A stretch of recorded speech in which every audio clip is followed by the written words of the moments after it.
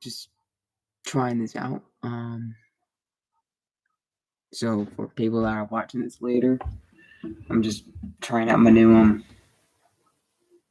computer and seeing if the webcam works, which it is working right now. So we'll see how well this works. And we already got one person watching. No word on who it is that's watching, but we do have one person.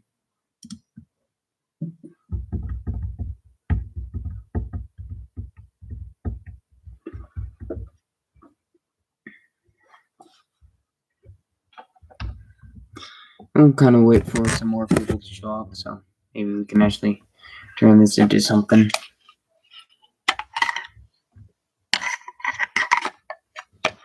Oh, we already lost the first person.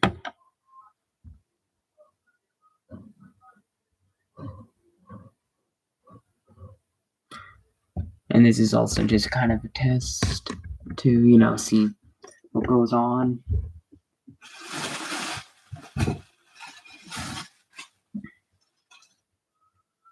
Alright, we got another person again.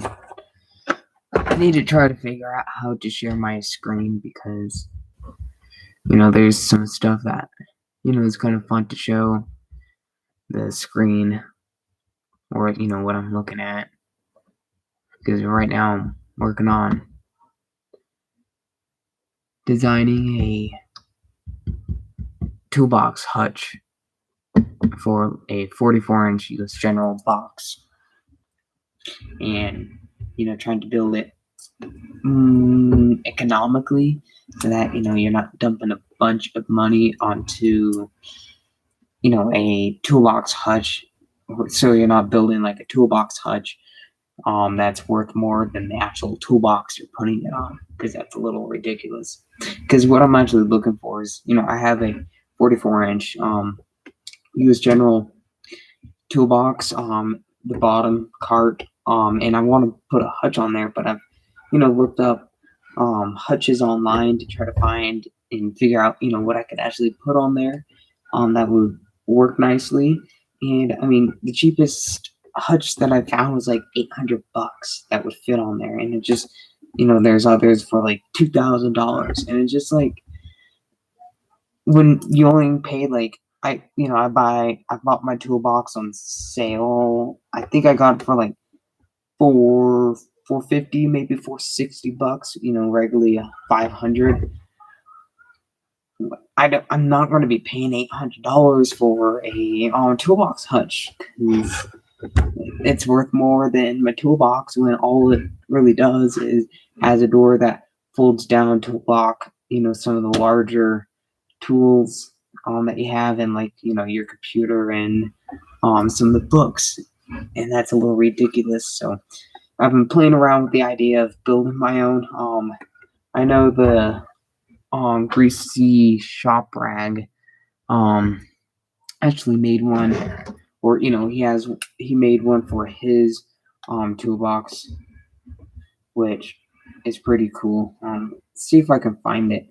I believe it's the greasy shop rag that built his own toolbox hutch for his 44-inch US General toolbox. I'm searching it up right here right now. Here we go. We've yeah. That's who try to find a thumbnail that shows it for his. There you go. If the computer will comply, we'll be able to see that. That's the greasy shop rags. That's his toolbox hutch, and I've kind of been going off of that to maybe find and figure out maybe what I want to do.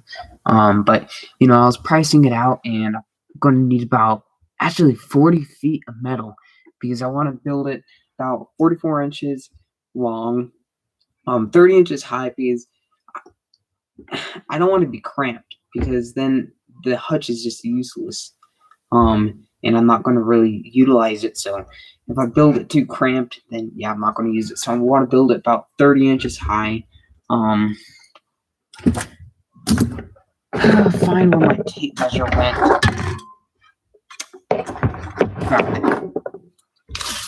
So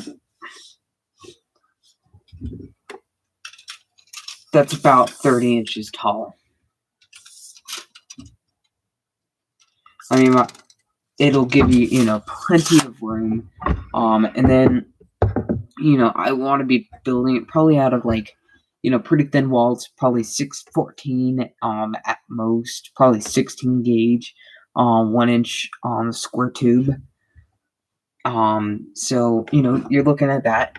The toolbox is 22 inches wide, 44 inches long, and then height doesn't matter for that. For making a toolbox hutch, because I'm not going to be under anything, because the shop that I'm working in has nice tall ceilings. So I mean, you're looking at it. Got my calculator here. If I remember, 44. You're gonna have 4 spars that are 44 inches long, and that's 176 inches. And then you're also gonna have 4 spars that are Blake's Restoration Automotive. Thank you for joining in, Blake. Nice. It's great to see that you have more people same age in the trade. But and then I'm gonna have 4 spars that are about 22 inches long. So that puts us at 264 inches. And then also we're going to have 4 spars that are 30 inches.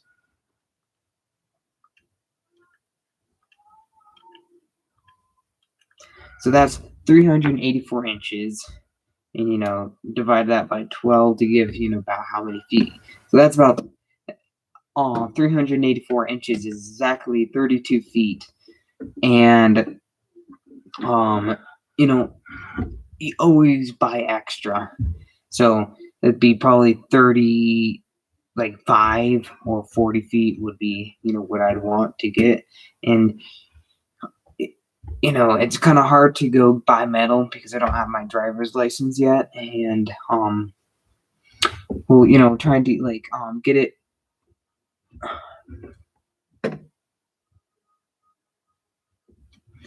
Thanks, Blake, for joining in. But, to get that much metal, it's kind of hard. And, looking online to try to find, pricing on all that, to buy the metal online, because there's tons. You search up metal online, or like metal supply or steel supply online, and a whole list of shops show up, and I browsed through a few of them, kind of estimating some prices, and it just came out kind of ridiculous. They, of course, like most things, you look at the prices, a relatively good price, but then you go and to the false checkout to be able to, actually see what you're going to be paying, and you pay more in shipping than what you're actually paying for the product, which is a little ridiculous. So that's what kind of turned me away from that, but I'm still trying to think it through. But see, I want to upgrade my box, because right now at my work I have a one of the 30-inch, I think it is, the 30-inch mechanics carts. There it is. It is so terrible on showing up on the there we go. I think that, so you can see, that's my tool cart that I have currently at work. But I have so many tools on there that I can barely even close the drawer. And it's kind of hard for when you actually want to be trying to get tools efficiently to try to be able to get the job done. And just the thing is so packed full of all my tools that I have no more room left. And it makes it kind of hard to work. So I'm thinking about getting the US General 44-inch box. But I'm going to try to see if we can get brightness to kind of a good level where my computer webcam can actually see. Oh, there you go. You can see it. I have all my my extensions and that stuff there, magnetic tray, all my sockets up in there with, all my ratchets, my lights, and then you have the 5 drawers. But I'm thinking of picking up one of these because Harbor Freight has 10% off coupon right now. So that would put it about $480, which that's pretty good. And the hazard fraud usually has kind of they have like the 20% off coupons, but they always have it not applicable for the stuff that you actually need a coupon for, like welders or like right there the tool storage, and that kind of of course it's the inconvenience is that life is always dishing out. But yeah, that's my idea, because also I build that frame, and then since I'm building out a tube, I'd put on the outside part probably particle board or OSB, and paint it nicely, trying to match the color of the toolbox, the black toolbox. And then on the inside, because you're gonna have, since the square bar, the square tubing, the 1-inch square tubing, will basically cause there to be like an insulation gap, I guess, or like kind of have framing on a wall, put sheetrock on both sides, and then you run all your wiring down the center, make it so I can run all my wiring be in there, and then I can put a pegboard on the inside side of the tube steel, to give it, to make it kind of look nice, and give me much better organization with the pegboard and everything. So, and then I could put in lights up top and make it kind of my own. So that's what I'm thinking about. But I'm trying to find economically how to do it, because already just buying steel for it is already going to be about $230, as I'm finding online. I could probably get it cheaper if I go in person to go buy it, but that's, you just gotta find time to do that. So looks like we still have one person watching, so thank you for who is watching. But yeah, that's my idea for that. And then the last couple of weeks I've been kind of working on my Morgan. Got the engine painted in it. If you go check my Instagram out, it's same as my YouTube channel, Fearless Ferris Fire, or Fearless_Fire, and you can see all that stuff. Today, changing oil on a International DT 466, and I pulled out the drain plug, and of course there's a piston ring, or part of a piston ring, stuck to the magnet on the drain plug. So that was a little like golly. So but I don't know, I just go with whatever the boss says, and he took it to one of the diesel mechanics, because I just do the maintenance stuff and the small repairs, and they just said just run it until there is a true problem. But so that was interesting today. And then earlier replace this water pump on a Ford F350 or 2000 Ford F350 with the 7.3 liter, and the bearings went out. So the flywheel or the pulley that the I'm saying way too much. I'm sorry about that. But the serpentine belt, the pulley that the serpentine belt drives, that then drives the actual water pump. The bearings completely blew out, so that flywheel, instead of sitting straight, got all canted in there and just ground that the water pump just into the engine block. It looked like he took an angle grinder up to it and just had like this on a power drill and ground it down. So that was a little interesting, but got that done. And then I'm thinking about doing a new toolbox tour, probably before I get my new box of my work box, just showing, because I have my toolbox tour that I did in 2020 that shows my personal box at home, but I pull really most of the tools out of the my personal box when I'm working down.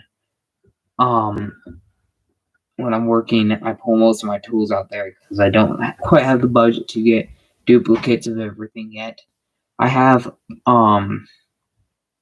enough to get some duplicates, but most of it I bring down, and then when I need tools for doing a project or some fixing up at my house, then I just grab tools from work. I got a new watch.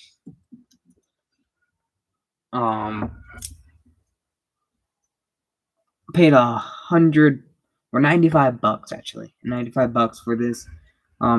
It's an Invicta Pro Diver with the gold, silver, or gold, steel, like stainless steel, and blue. It's pretty neat. I like it. It even lights up pretty well. Like here, I'll fix the glow so you guys can see that, which I like. It's pretty cool. It has, apparently says that it has tritium. I don't know if that's just kind of a scam, but a lot of the watch enthusiasts really dislike this watch because it's not a Rolex. It's modeled after the Rolex Submariner, but it's not actually. You can't really see that. There you go. Now you can see that. Here, I'll charge it up a little bit more. So hopefully we can actually get some good glow on it and show off the beauty of what they want to call as tritium.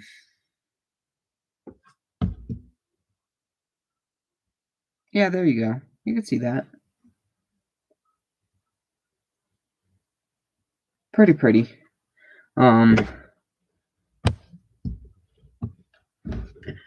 Turn the lights back on. But yeah, I have that one. And then what I wear, when I usually don't want to get that one all scratched up, I have this old it's kind of from the Vietnam era, a military kind of spec watch made from Bolivia, but it's kind of, it's, I want to say it's only a 30 millimeter bezel or a 30 millimeter case. I cannot say that for sure because I cannot find my ruler apparently. I just had it, but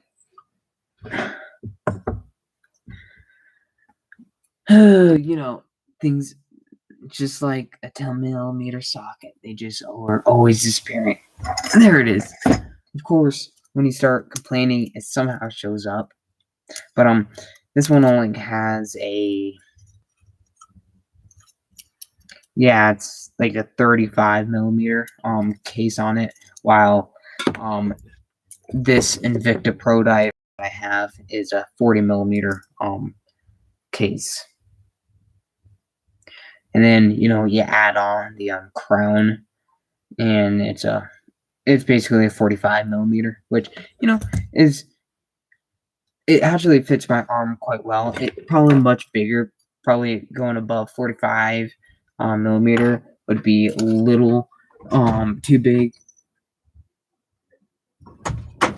But, and then I also have this one is the Hellbros. Hellbros. Not completely sure how you pronounce it, but this one's like a 33 millimeter case. I put a leather or black leather strap on it, and it's gold with a white background and gold hands. These ones are wind up, so mechanical wind up. This one is an automatic watch, which it's mechanical, but it's actually kind of cool. I don't know if you can see, but yeah, you can see that. See the yellow there? That's the watch movement. That's the little flywheel that makes it an automatic watch, because then when you shake it, that spins around and recharges the spring. So I think that's quite cool. And you know, when I'm wearing it, it never dies. I never have to wind it up. And that one does have a wind up feature, while all these, you know, you just wind up the crown.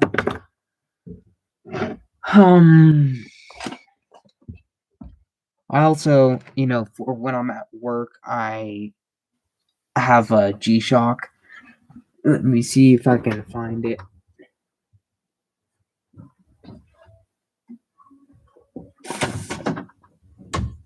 There we go. Gabriel Figueroa. I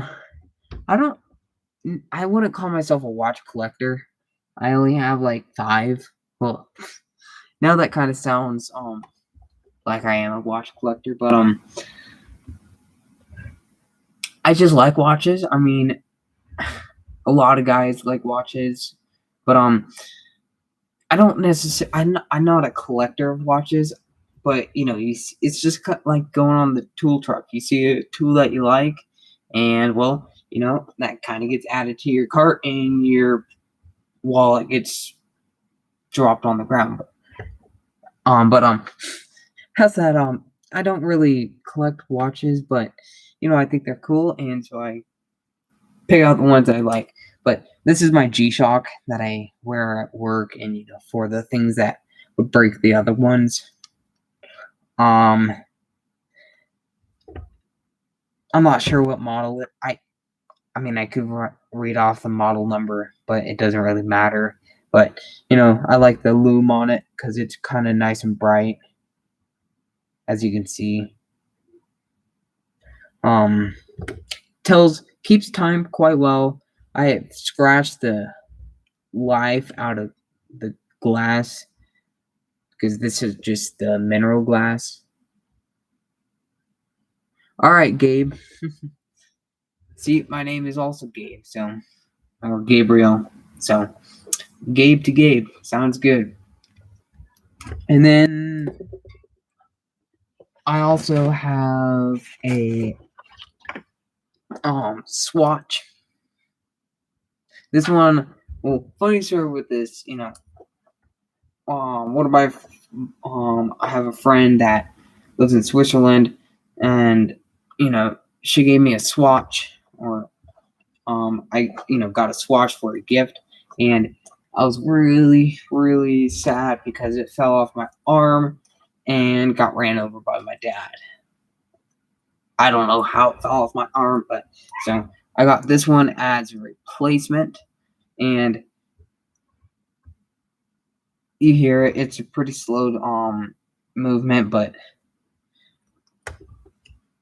it is, you know, it works quite well. The swatch movement.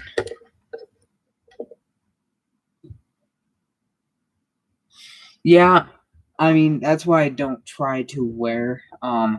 Actually, the week after I got this one, because I was super excited when I got this one. I mean, I really liked how it looked.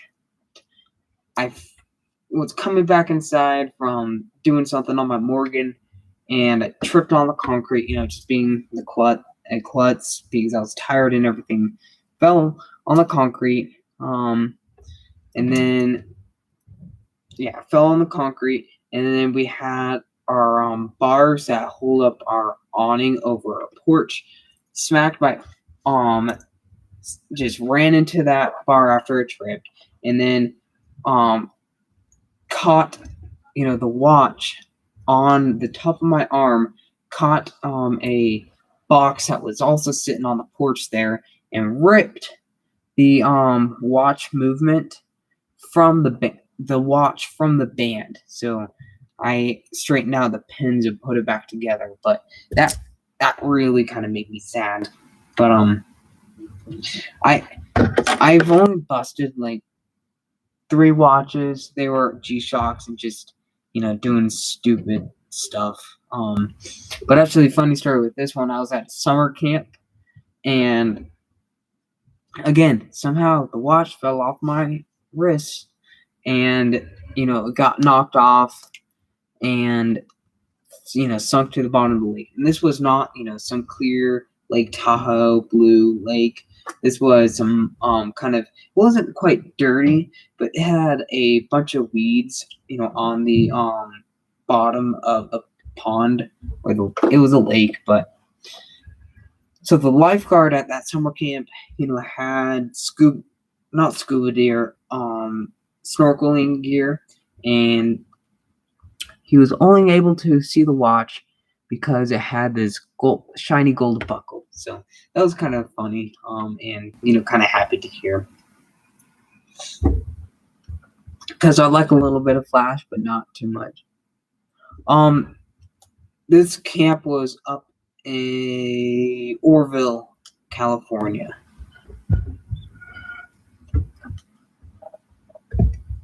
And then I've also gone to some summer Boy Scout summer camps like Camp Fleshman, Camp Kern.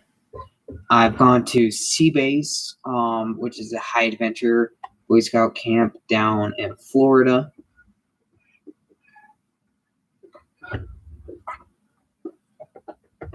Yeah, I mean, honestly, this Invicta brand, all the people that love Rolex and Seiko, well, Seiko's kind of one of those intermediate brands, but has higher end, like the Omegas, or all the high end watch brands always bash Invicta. But really, from my experience, I've already had this thing for I think 3-4 weeks, and I love it. It's actually held up really well. It does scratch. Everything scratches, but it's actually something you can polish out pretty well. And it actually keeps good time. It only gains about 2 seconds, a second or two a day. So that's about 10 seconds a month, and keeps good time. The mechanical one, at least. The quartz ones keep really good time, and they're affordable, and they look good. So honestly, if you want like a classy kind of looking watch, get a Invicta. I truly suggest it. Also, Citizen makes really nice watches, but they're a little bit more expensive than the Invictas. But if you need like a good hardworking watch, the Casio G-Shock is, I mean, it's just the well-known tough watch. I've broken one of the cheaper Casio. It's like a 15. I think it might even be a $13 watch. I broke one of those. But it just wasn't that tough, and I broke that.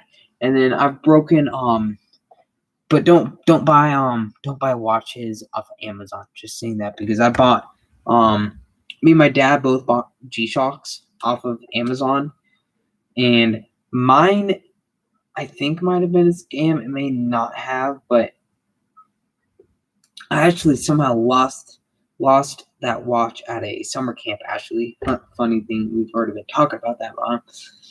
My dad's G-Shock, it was a total scam. It did not keep time or anything, but I liked the look of it, so I took it, and it just ended up breaking on me. So, but those are the three watches that, or actually, and then I broke a swatch because it fell off my arm. It got ran over, but I mean that wasn't really my fault that it broke. But yeah, so that's the three watches I've bought, and one because I was using it improper, not using it in the right conditions. I was being way too rough on it, and it just wasn't built to be rough on. And then one was just a scam. So those are the three watches I broke.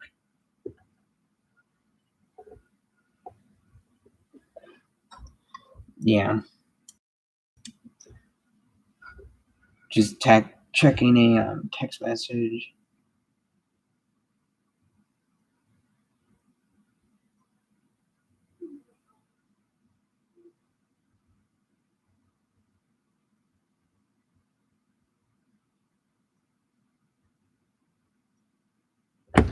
But all right, Gabe, I used to be a Boy Scout. Good times. Yeah, I am on my last leg of being senior patrol leader for my troop. So close to being done. This is my last actually troop meeting Monday. So watches are overrated. Yeah, some of the higher end ones are a little too much. I have an early 80s Seiko Master Diving watch that my uncle handed down.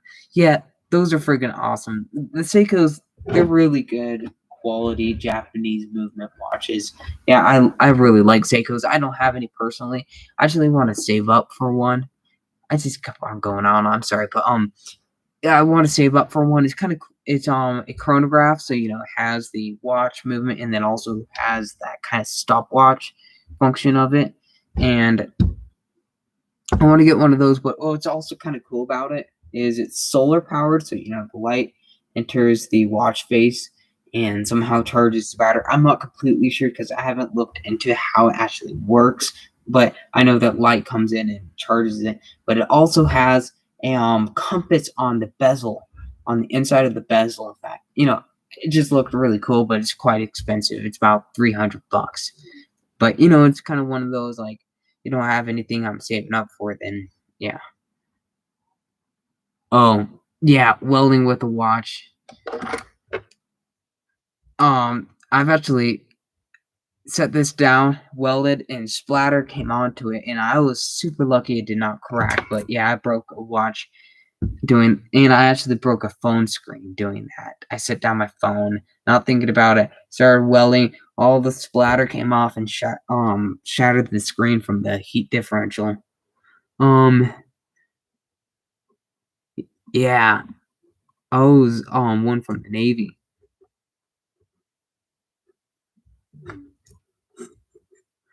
40 years old.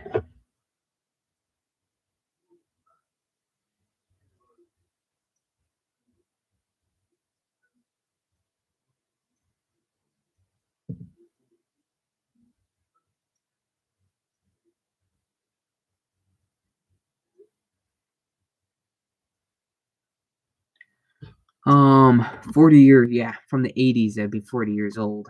20 years to the start of 2000, and then 20 years to 2020. And also welding, because, if you're, well, actually most watches, but, if you're using a mechanical watch, the magnetic or the magnetic poles created by the electrical flowing through the wire or electricity flowing through the wires can, screw up your watch.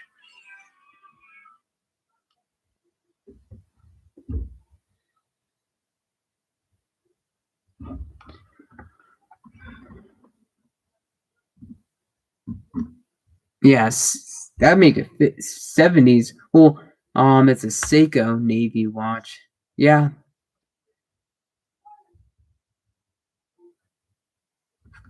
I mean, the Seiko watches, I honestly can't say I don't like any of the Seiko watches because they're all pretty cool, but the diving Seiko watches are really quite cool.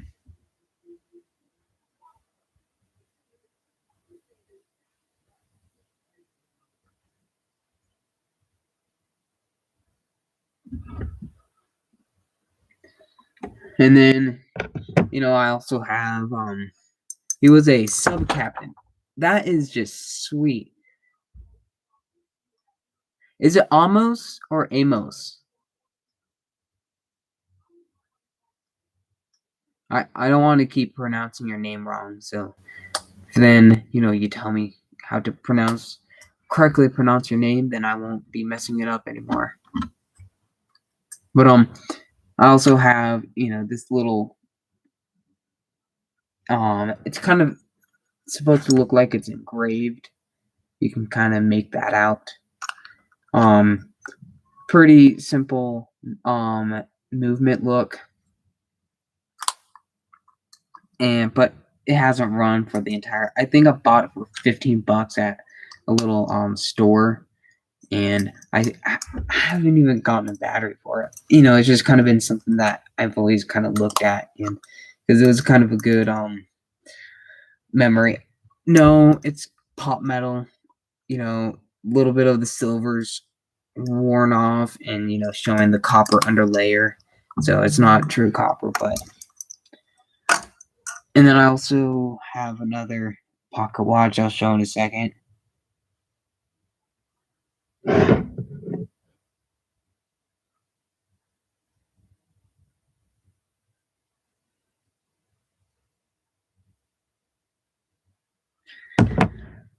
And then, yeah, this is my other pocket watch here. My mom actually gave this to me for a Christmas present a couple years back. As you can make out, it has an eagle. The battery sadly died on it. It's a quartz watch. I haven't gotten a new battery yet for it. Speaking of the devil, I actually need to first figure out what battery I need to get. I know this watch has a access panel, or has a chunk taken out so that I like watching restorations on old watches. Yeah, there's quite a few channels that do the watch, either like the watch teardowns or the complete watch rebuilds, and yeah, those are really actually cool to watch.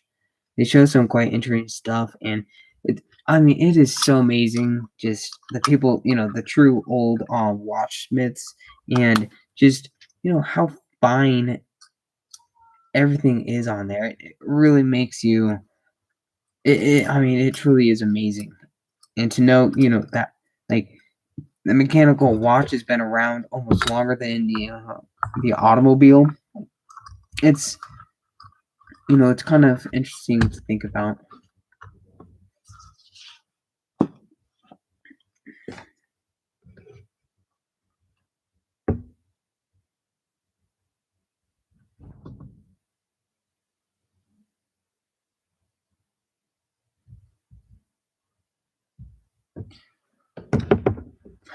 Yeah.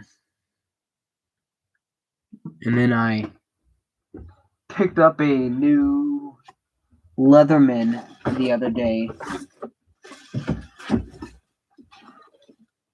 If I can find it.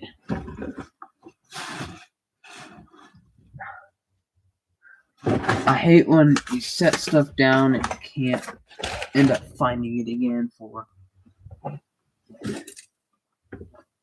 whatsoever reasons. But yeah, I got one of the Leatherman Ray bars, and I've been using the heck out of it, and I've been really liking it so far. I have also old Leatherman Wave, I need to send it in for service because the plier, they get stuck because it's been beaten over.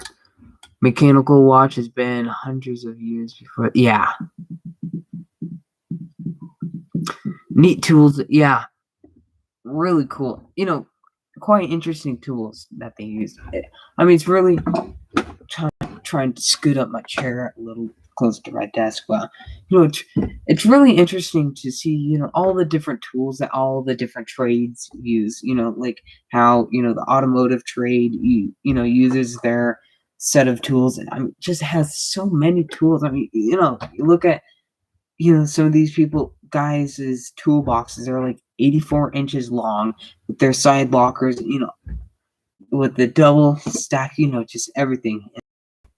Like there are so many tools for every little thing, and it's kind of amazing. But like then all the tools for the watchsmith, or all the tools for like the electronic repair people, or all the tools for just anything that you can think of. Like all the tools for the locomotive repair. Like it's just amazing. The infrastructure that's built into everything. I mean, you look out your window at the world and you just think about everything that we really take for granted today really has come in the last like 200 years.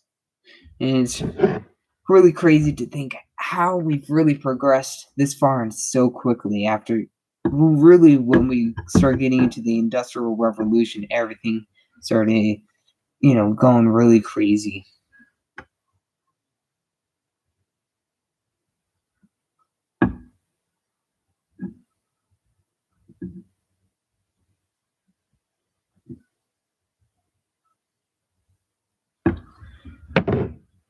And that's really something. I'm a sheet metal worker and love the tools. Yeah, like it's amazing all the tools for working sheet metal. I know I'm in my ag mechanics class at my high school, and we have the shears,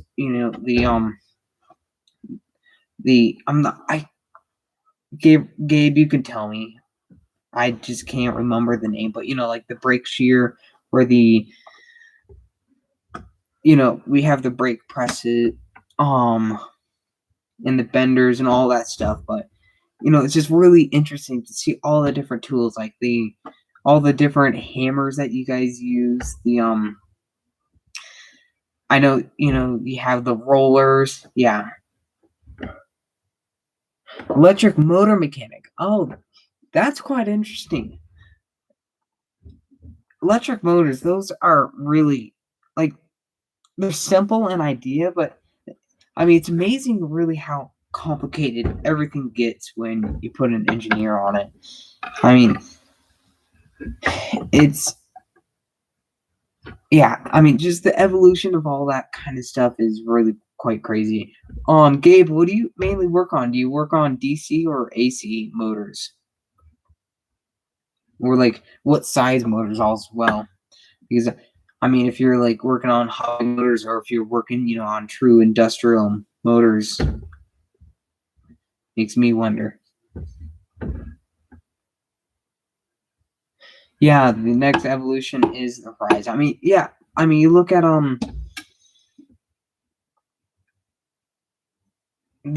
just the latest rover that just landed, Perseverance, that just landed on Mars. Like, to really go into the thinking of all the man hours that have gone behind that rover to be able to get that to land on Mars. I mean, you think about it, because that rover landed on Mars using its own programmed computer that were programmed by programmers here on Earth, that they spent many years designing and programming.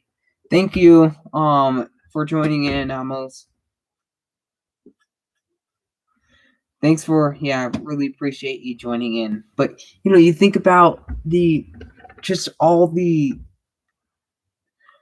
the programming, all the engineering, all that, the whole aspect, because they landed that rover on Mars using pictures from satellites they've had orbiting Mars in the past.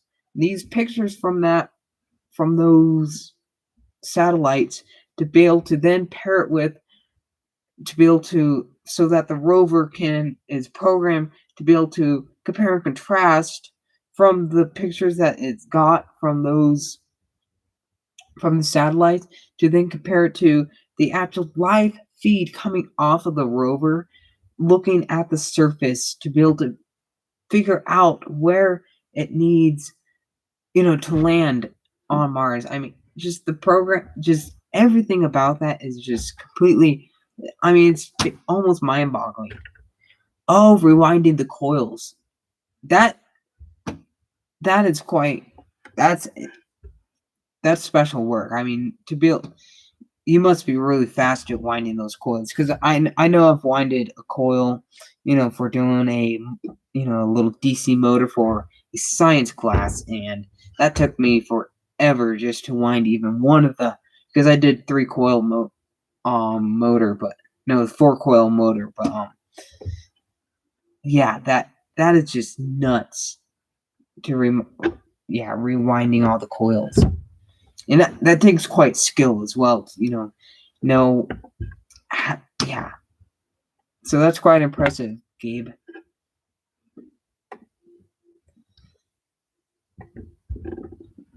But yeah, I mean, just the aspect, of that Mars rover landing there is just quite crazy. I mean, the fact also that Mars rover made it to Mars from being launched here on Earth to landing on Mars in about 7 months. It was hauling butt over to Mars. And, also, what was it? Like, being about a kilometer above the surface of Mars, and it was traveling at a couple hundred meters a second, or it was almost traveling 1,000 meters a second, only a kilometer above the Mars surface. I mean, it was just, that's crazy. My brother-in-law worked on some parts for the rover. That's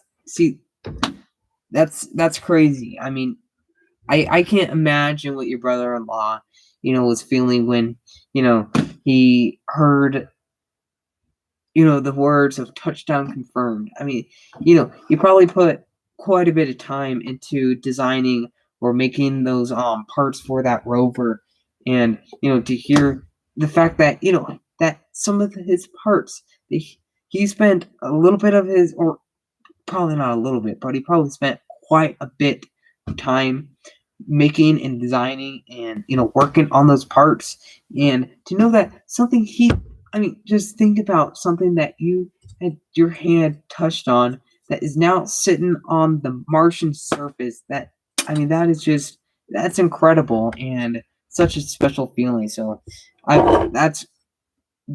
that is so awesome. I mean, that is really cool. I mean, yeah, that'd be super interesting, to know what his reaction was, seeing or at least hearing the words of touchdown confirmed. Because I gotta believe he put quite a bit of time in making those, parts and those components that went on to that rover.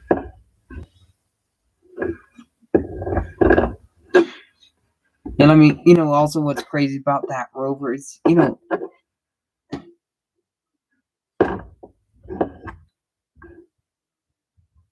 metallist machinist. Metalish. Nice. But I mean, yeah, like, I think, yeah, if I remember correctly, that was our 5th rover now that we've stuck on Mars. And, all the 4 prior rovers have basically been teaching us about, what we need to do to be able to survive, or, to be able to actually, make a successful rover for roaming the Martian surface. Because if I remember right, one of the rovers didn't even really last that long at all, because it was Spirit lasted not even its full allotted mission before it sunk in a sand trap or a sand pit, and tipped over at such an angle that it couldn't get enough sunlight to be able to recharge its batteries. But I mean, we've learned so much from all these other missions to Mars, or the other 4 rovers to Mars, to be able to. Now we're putting all. He's quite a feather in his hat. Yeah, I gotta believe that. That's yeah. But putting together that all these prior 4 missions and putting together all the information that they learned to be able to then put it into this rover, because now they're looking for life because they landed in a crater. I'm sure most of you in the stream here, or all 3 of you, probably have seen all the newscasts about it. But that landed in a crater that is the size of Lake Tahoe, and landed it near a jetty, or to be able to be looking for life on Mars. And they also, what's really quite interesting about it too, is that they have a generator to be able to turn CO2 into pure oxygen, to be able to strip the carbon off of that carbon dioxide molecule to turn it into pure oxygen, that they're then testing, to be able to, when they decide to send humans to Mars, which they're planning to do in 2030, which is 10 years away. I mean, that's a little ways, but 10 years in the scheme of things is really, really close. Millions of dollars and all that technology. Yeah, I mean, you think about all the time, number one, that's spent by all the people that have worked on all those machines and all the money. I mean, it's really quite amazing, for what we've done. And then also kind of disappointing in other things we've done. Like, when we've had failed missions, and, or, like, example for that's when we had Spirit up there and it only lasted a few months on Mars. It'll be interesting, if we actually find life on Mars. I mean, I truly wonder if we will actually find out if we do find life on Mars, because they might be keeping a secret from us. I'm not a conspiracy. I'm not trying to come up with conspiracy theories. I'm not trying to be one of those people, because everything somehow has an explanation behind it. It may be, I don't know. Please don't be overthinking this or taking it too personally, what I'm saying, but I mean, how cool would that to be actually, find either signs or actual life on Mars?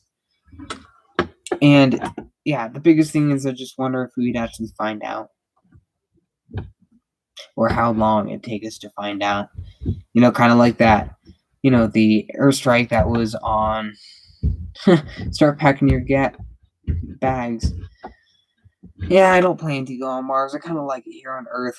I like having a solid plantation and knowing that we still have quite a few years left of oxygen, as we're trying to be told. I just love all the global warming, that we have, global warming and everything. Yet the all the green energy wind turbines down there in Texas won't even work because they're all frozen. So, or they're working now, but it's kind of funny.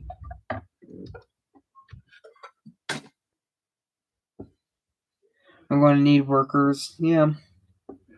I don't want to work on Mars. I'm not. I mean, would it be super cool to go to Mars? Yeah, but you're basically going to be. I mean, as I've been understanding, is that basically these kids that they're going to be sending to Mars, which are basically about my age and younger, are basically going to be spending their lives there. And I like my life on Earth,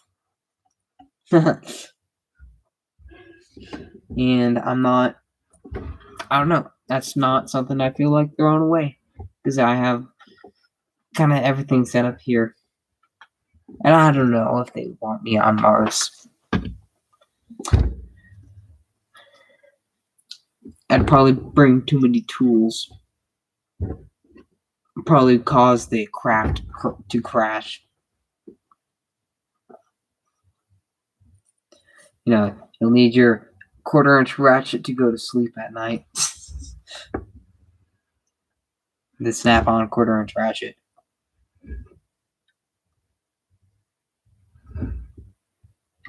The sheet metal industry, that's quite big.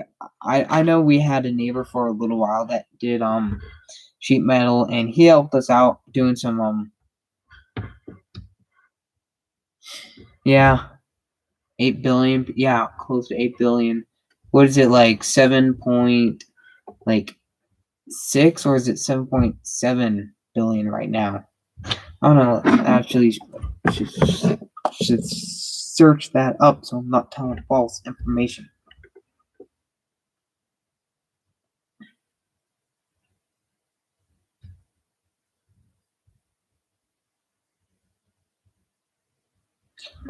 Here. 7.674 billion people. That's quite a bit. Yeah. That would put us at about 3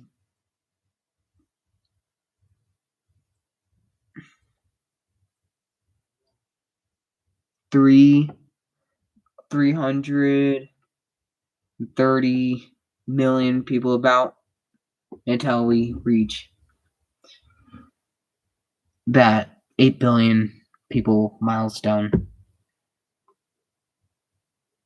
Well, I was watching this quite interesting documentary on the YouTube channel Thoughty 2. And here I'll put it in the chat. I don't know if you guys can't necessarily tap on it because YouTube screwed up the chat so much, but he had a quite interesting thing on basically how human evolution has completely stopped with the start of human civilization. So like technically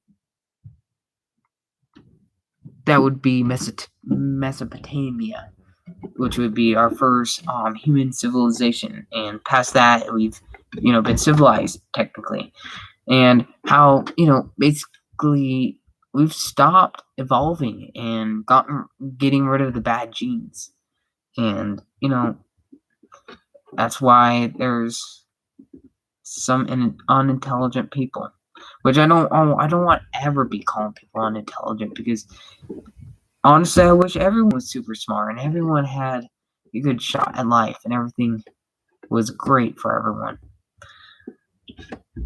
But it's just not how it can be. But I was also looking at how evolution is really not taking place as physical or traits, but is basically mind power now. So, but I'm probably one of the dumb people now.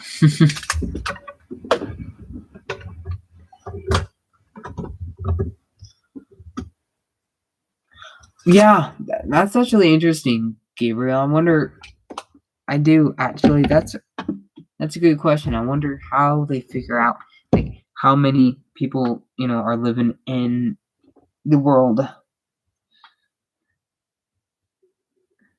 Here, I'm doing a Google search on that right now. We'll see what Google has to spam us with.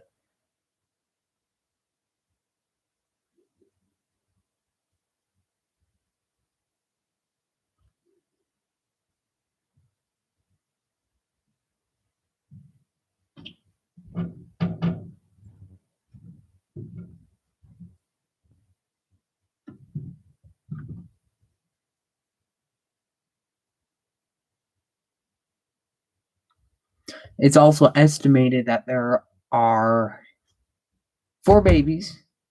So that's 4 babies born every second around the world.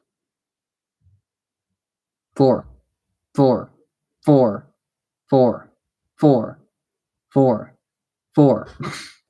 That's nuts.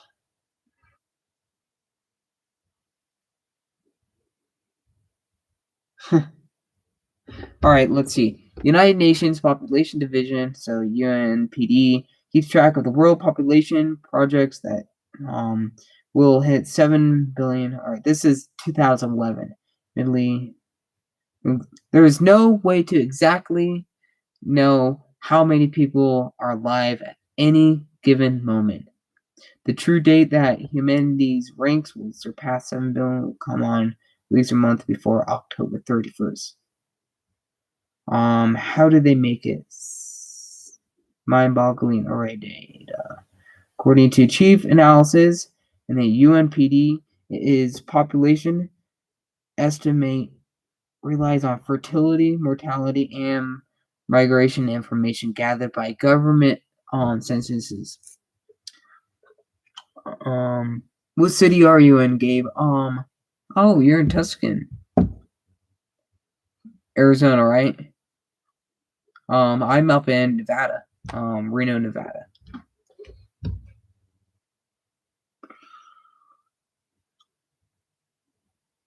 They rely on official birth records and different studies and analysis of countries.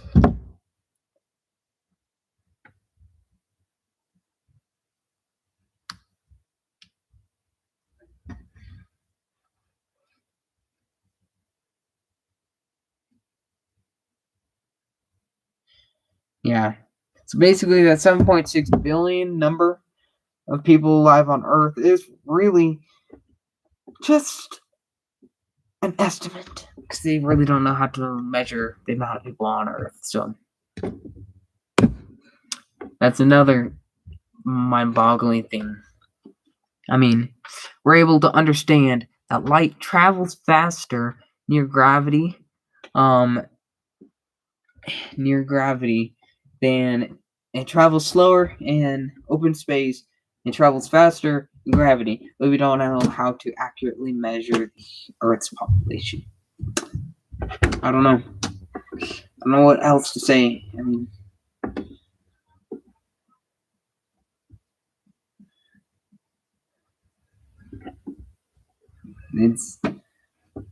there's so many mind-boggling things. It almost, you can almost get kind of overwhelmed to think about it too much. I mean, there's just so many things.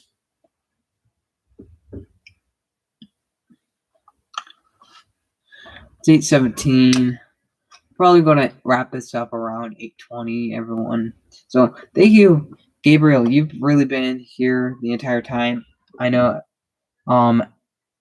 Amos is already gone, and then Blake's Restoration and Automotive was here in very early part, but thank you, Gabriel, for sticking along. I really, really, really appreciate it. And you've actually made this live stream quite interesting. And I'll probably go even to like 8:30, but I just want to thank you. You've come up with some good stuff and good topics to talk about, which keeps on making it interesting. Trying to think about another thing to kind of go off of. I know. See, I've been kind of juggling school and work because I want to still make money, but I do need to do good at school. So that's been interesting. But my school, we've been doing a hybrid schedule. So Monday, I actually really only have one class, and it's kind of a class that you like show up to, say hi, and you get out of it and basically get credit for that day. And so I have Mondays, Wednesdays, and Fridays that are all virtual. but then Tuesdays and Thursdays I actually go into school. But teachers really don't assign many assignments. I think the only teacher that really assigns assignments usually, like on my off days, are my geometry teacher and also my English teacher sometimes does assignments, but really none of my other teachers. So I've really been able to be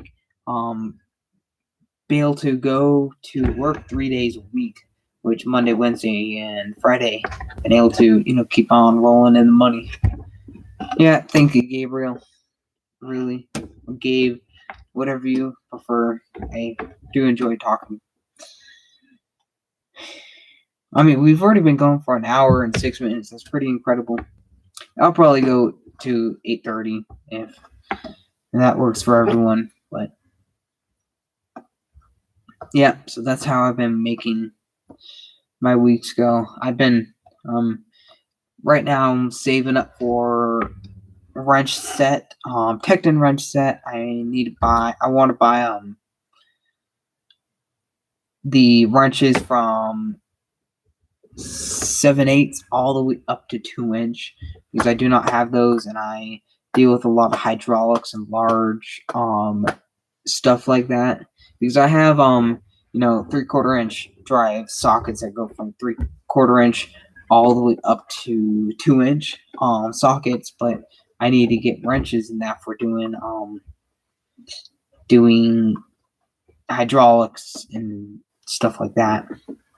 So saving up for that, because that's going to be about an $800 bill when I pull those in. And also, after that, I'll need to build up my collection of metric because I have a few things that are metric that I work on. Like one of the skid steers that has metal track kit on it, and the metal tracks are Italian or are made by an Italian brand. And those Europeans like to use metric. Well, I mean, pretty much everywhere else in the world likes to use metric. We're the only people really stuck, or we're the one of the few nations that are stuck with keeping in our standard or our SAE measurements, which kind of makes it complicated because if you could be anywhere else in the world, you could just have metric and save yourself quite a bit of money instead of having to buy both metric and SAE. But America, complicated but great. And then I also want to buy better wrench set because I'm just working with Husky wrenches, which, are not bad, but I want to upgrade a little bit. I think I'll get Tekton wrenches because they seem to be pretty good. Yeah, SK also, but I've been looking at the SK, and their prices are almost as hurtful as Snap-on a lot of their stuff. So it's kind of been turning me off. That I mean, SK is great, but I just don't have the budget to be able to get that. But Tekton, they've really been coming around to be affordable, and I have a few stuff that is Tekton. I have a few Tekton 2 wrenches that are Tekton. I have some sockets that are Tekton. I have some ratchets that are Tekton. I have some punches that are Tekton. I have a screwdriver that's Tekton. I have like a micro repair set that is Tekton. I have what else do I have Tekton? I also have oxygen sensor sockets that are Tekton. I also have one of the large 24-inch crescent wrenches or adjustable wrenches that is Tekton, and I've been really happy with everything I've gotten from Tekton. It's all held up really well. Has a lifetime warranty on it, and I really like their warranty process because when you break it, all you do is take a picture, email it to Tekton, and they'll freaking have a new one shipping your way.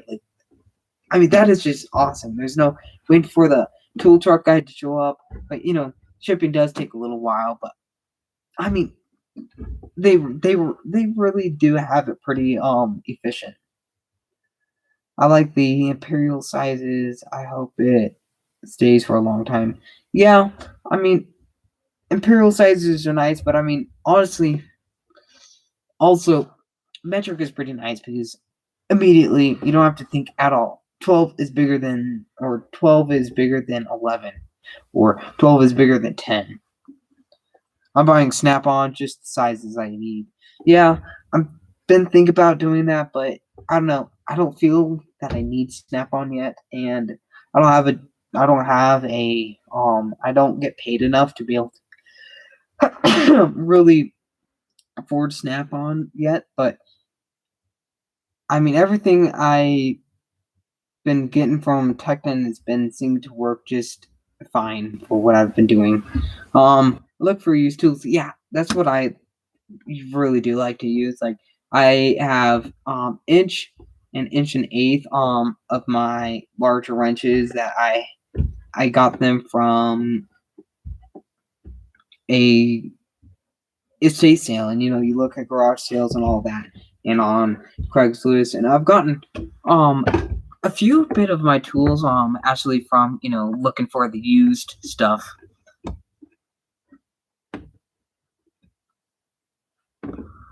And it all seems to be pretty good. You just kind of gotta know what you are looking for. All my snap ring pliers are Blue Point, and I found them at an estate sale.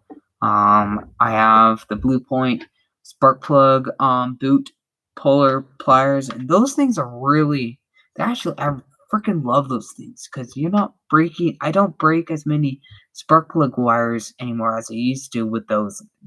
They're slick, and I got those for like $2 when they're worth like $30 off the Snap-on truck.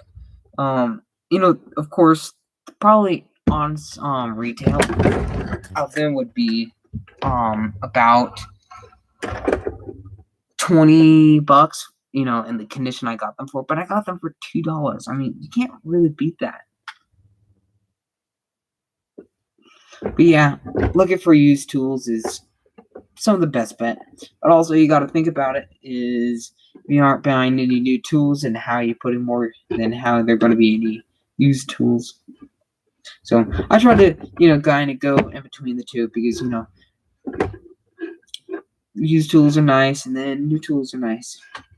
You just like anything in the world, you just gotta try to find the happy medium and find what works for you because, like always, everyone is different.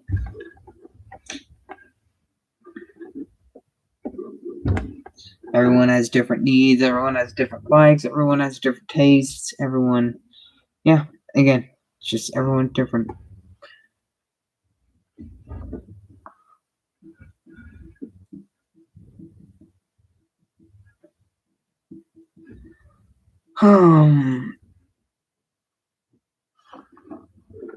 See, I got these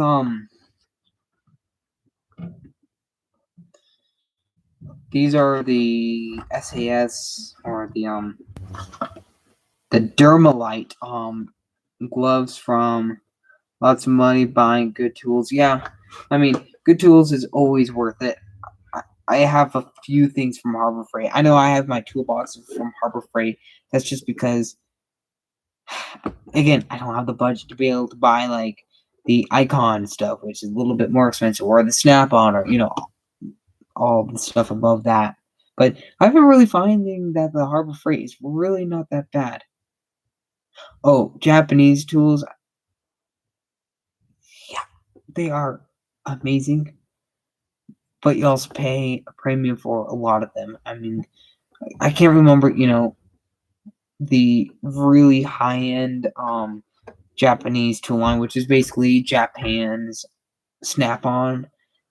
And those are freaking slick. They are just beautiful. Their tools, you look at the constraints that they build them to, I mean, it is just amazing just how well they're built. But yeah, the Japanese tools are really good and cool. My dad, he does carpentry, used to do it professionally, but now he just has a hobby shop. But a lot of his tools, like his Japanese crosscut saw and all that, I mean, they are just amazing. They last super long. They just work great. Nothing wrong with Harbor Freight tools. Yeah, but again, the quality is not quite there when you're, using the tool every day. That's like everything. You got to balance it. Their toolboxes I really like the U.S. General line on toolboxes. I found are really, I think they're really good. A lot of people bash Harbor Freight, and it kind of makes me sad a little bit, and it kind of makes you feel inadequate when you do when your only choice is to buy Harbor Freight, because it kind of makes you feel inadequate and kind of sad. But I feel like a lot of their stuff is pretty good. I just picked up their S wrenches the other day, the Pittsburgh line S wrenches, and they've worked really well for me so far. I love the Earthquake XT and half-inch impact gun. That thing kicks ass. I mean, I put that thing up against my partner's or my friend's 3/4 inch impact, and they kick butt. I've seen them on CP's channel. Yeah, the Japanese tools. Yeah. And then I'm thinking about actually picking up the Pittsburgh Pro impact sockets, the shallow both and metric and imperial, because they're made of chromoly and they look pretty nice. I mean, give them a try or not. Other things I have from Harbor Freight are actually I really like the Harbor Freight line the line pliers for pulling off like rubber tubes, so like fuel lines or like heater core lines. They are slick. I mean, they work really well. I have not had any problem with them, and they've held up well. While I have the Harbor Freight dikes, the Quinn brand dikes, and exactly starter tools. Got to start somewhere, exactly. But they're I have the Harbor Freight dikes, and I don't understand why I still haven't picked up a Klein, because I've replaced them 3 times now. They just keep on snapping. Yeah, I mean, if you're like a hobbyist, they'd work fine. But when I'm using them, 3 days of the week, because that's how often I get to go to work, they don't quite hold up the best. Other Harbor Freight tools I have are, what else do I have? I know I have quite a bit.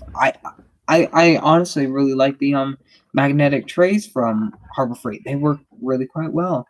We have a Harbor Freight one of the Vulcan Omnipro welders.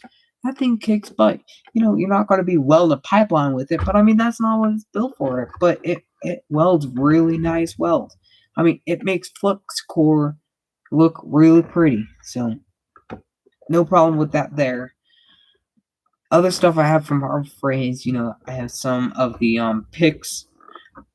I really, for the picks from Harbor Freight, if you are using them barely ever, then go with Harbor Freight. But I picked myself up the Snap-on picks because I just got tired of always bending and snapping my Harbor Freight picks. So I finally went ahead and just picked myself up Snap-on, or I think I got them for $30 when they're regularly $50. So I got a pretty good deal on them, and I've already snapped 2 of them off. I already got them warranted. But what's really nice is you don't have to buy a new set from Harbor Freight. They will replace them, but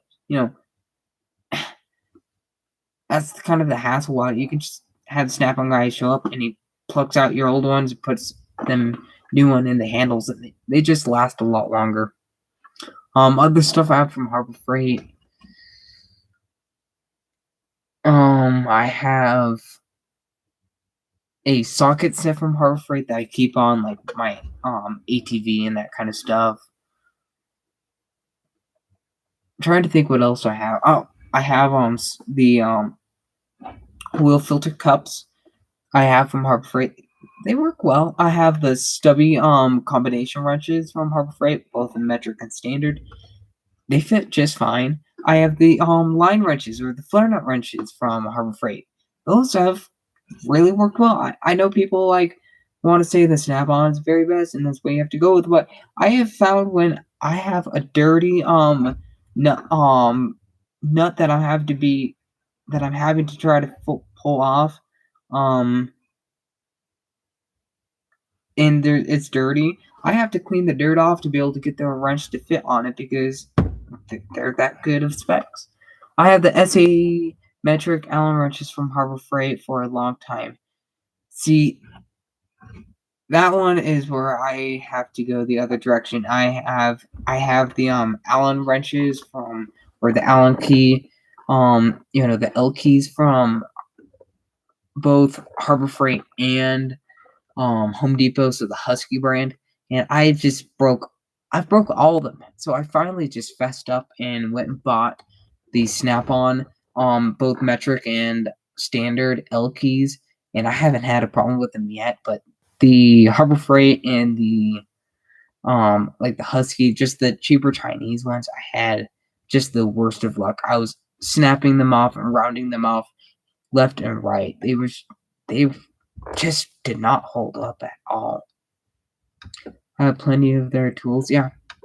Trying to think what else I have. I know I have a lot from Harbor Freight, but it's kind of hard to, you have to think surprisingly hard. I know my 3/4 inch drive socket, so that would be 3/4 inch size head all the way up to 2-inch are Pittsburgh, but I didn't buy them. I got them given to me because some guy just had them given it to me, so that was really nice about them. I also have that. All my panel popper. They kind of have the screwdriver handle, and they have the claw that goes around clips and pops. So you can pop panels off. I have those from Harbor Freight, and they work just fine. I haven't found a need to buy them from Snap-on. I mean, all my abrasives when I'm welding and stuff, I get from Harbor Freight. I have a Harbor Freight welding helmet, and I think it's on the Chicago Electric, the one with the blue flames. That thing has been running strong for 2 years now, maybe even 3 years now. That thing's been running strong, and I've not had any problems with it. I've not needed to replace any batteries in it.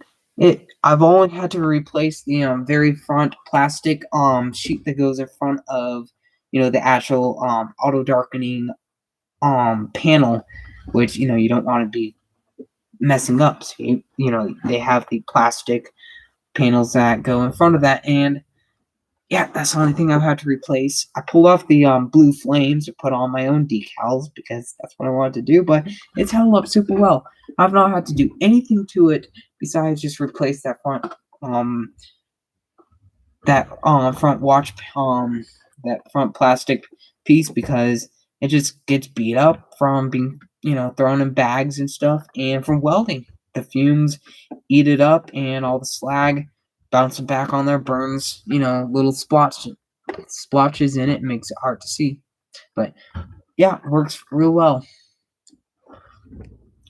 And then also there are so many tool brands out there, which kind of makes it hard sometimes when you want to figure out what you want to buy, because you have to do your research really hard to see what you think is going to be the best and get the best deal for. But I mean, there are so many good tool brands there that are affordable. I mean, going off the top, there's Harbor Freight, there's Tecton, there's Capri, there's Lyle, there's Ulsa Tools, there's Sunex, there's I could just keep on going on all day, and there are just so many tool brands, and I mean it's kind of good because there's a lot to choose from. But this also makes it hard for when you have something in mind and you can't choose or figure out what company you want to buy it from.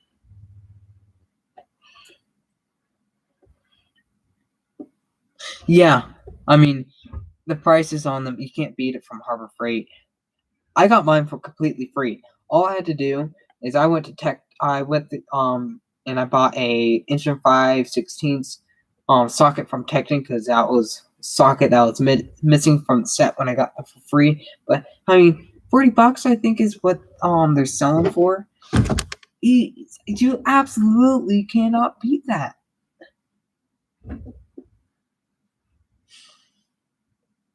Here, I'm looking to see how much those big sets are.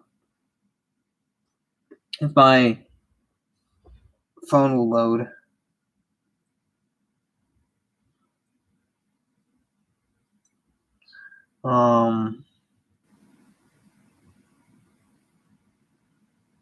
Yeah.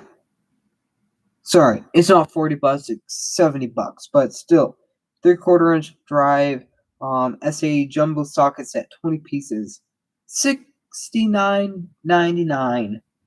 You cannot beat that. Actually, honestly, I probably am going to pick up the 3/4 inch drive, the metric jumbo socket set, because again, it's stuff I use. But I've already put these the 3/4 inch drive ones on the my 1/2 inch impact and beaten them, and I haven't seen any fatigue. I before I bought actual impact sockets, I put my Huskies because I have for all my 1/2 inch drive to 1/4 inch drive sockets, I have them in Husky because I found them to be basically the best bargain for when I was buying sockets back then, and I have beaten the living piss out of them with a 1/2 inch impact, and they have survived and done just well. I've not broken any of them, and I haven't even seen them really fatigue or get bent out of shape. The only time I've messed up a Husky socket is when I had a lock, the stupid lock lug nut on one of my trucks, that I was working on, and didn't have the actual proper tool to be able to pull those lug nuts off. So I took one of my Husky sockets and took a 4-pound sledgehammer, freaking hammer that thing into there to be able to pull it off. You gotta do what you gotta do, but I mean that's the only time I've screwed one of those up. But I just took it in there to Home Depot, and they just didn't have any questions, just gave me a new one. So yeah, the large sockets, they're expensive. I mean that the inch and 5/16 I bought from Tekton, I think that was $12. I mean, that was the cheapest one I found. I could not find the individual sockets from Harbor Freight. That kind of made me a little sad because I just kind of wanted to keep them in size and price, but couldn't find them. I went to Napa, and they have the Carlisle, which were it's like $30 for the socket. I think it was, or yeah, it was about $30 for the individual socket. And I was like, hell no. And then I went to they have their lower branch, which I think is the Everlast. I think is the name. I can't remember because I don't really buy those because they're kind of crap. That one they wanted $22 for that. And again, no. So then I hopped over the street because I have a Tractor Supply across from my local Napa, and went into their I think their brand stuff is the Job Smart. They wanted $18 for their 16 bucks for their sockets. Finally went to Cal Ranch, which is in my area, and they have the Tekton brand tools there, and got it for $12. Best deal, but still $12 for an individual socket. I mean, yeah, but I mean that was pretty inexpensive, really, and it's Tekton, so good quality. And again, lifetime warranty on it.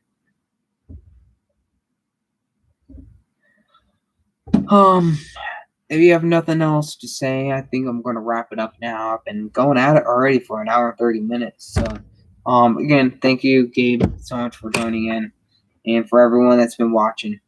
So, thank you. I hope everyone has a great evening, and yeah, look for videos in the future. And also, if you haven't checked out my Instagram, same as my YouTube, fearless_Ferris_fire. So, thank you.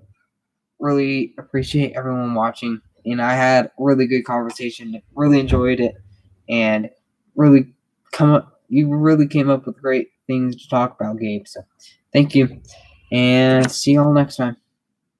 Good night.